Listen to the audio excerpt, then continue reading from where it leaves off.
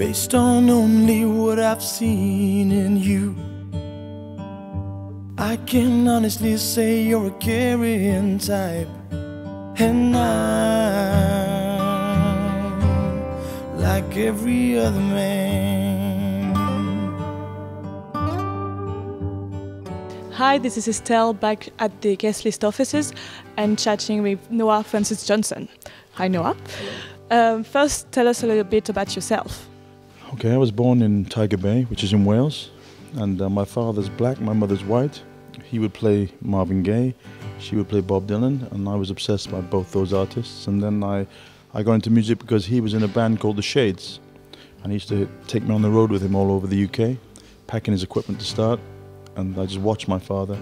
Because I idolized my father, I emulated him and I started singing, and then before I knew it, I'm at Guestlist.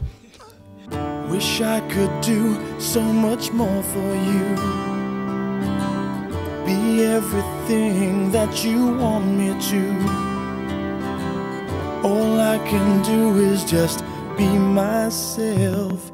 Yeah, you were quite young when he took you on the road. How was it like? It was great. I was very young. I started at 7 years old. Wasn't packing equipment at that point, but getting up doing impressions, and he used to do a cabaret thing, which is a bit like vaudeville in America. And I would go around with him and just, sing the classics from Michael Jackson to Frank Sinatra. It was great fun, and I learned a lot. Try a little harder from now on. Taking you for granted has to stop. Not saying I'm changing, I'm saying I'll try. And now an album coming out soon, Life and Times. Can you tell us a little bit about that? I can. It's, as the title is, Life and Times, and I've basically cherry-picked every moment through my life and taken songs that represented very important moments to me.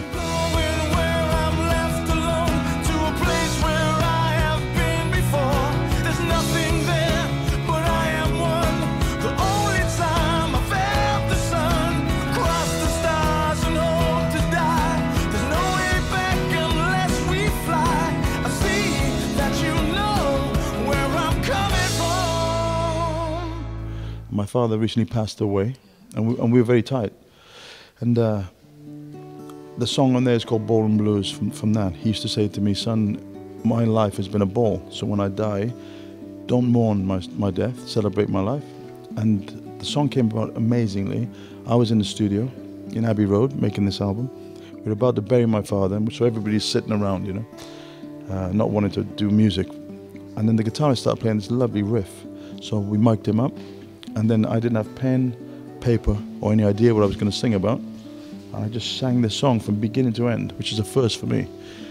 But that's the incredible thing about this record. Every song on it, there's a story behind it and a moment why it came about. I'm in uncontrollable fire, and I'm walking on a wire.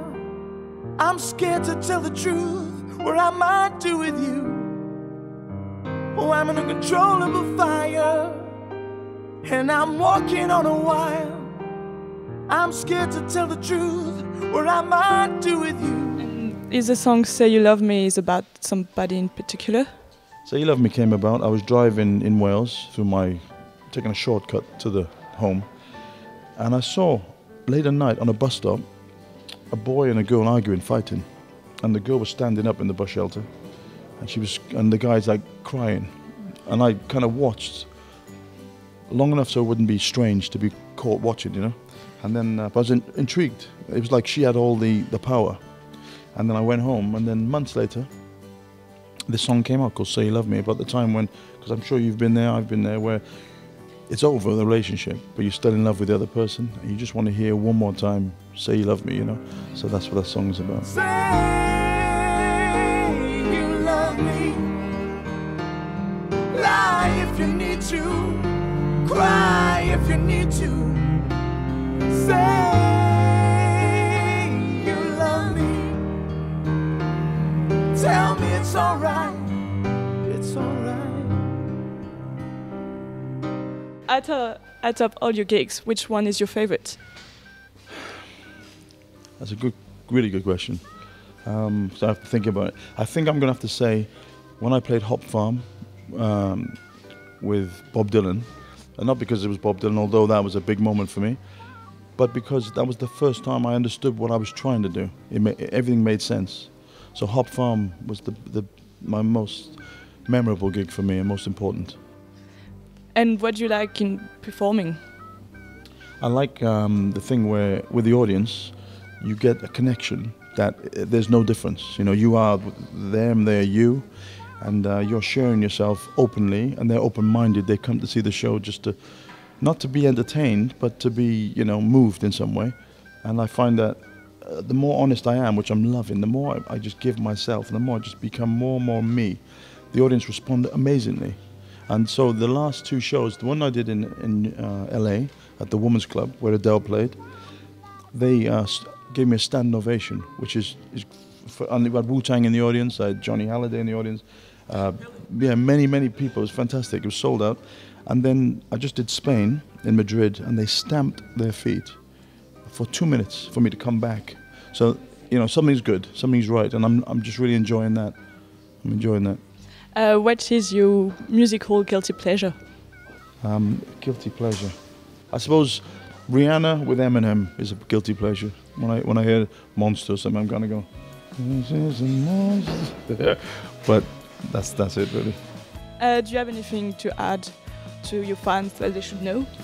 Well, I'd like to say at this opportunity to thank not so much the fans, but you guys, all you guys working and doing what you do, because without this, it doesn't grow.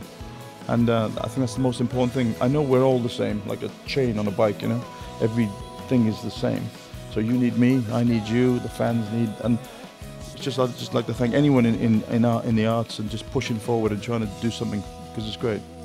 Just cause, and the sky's alive, now I'm alive.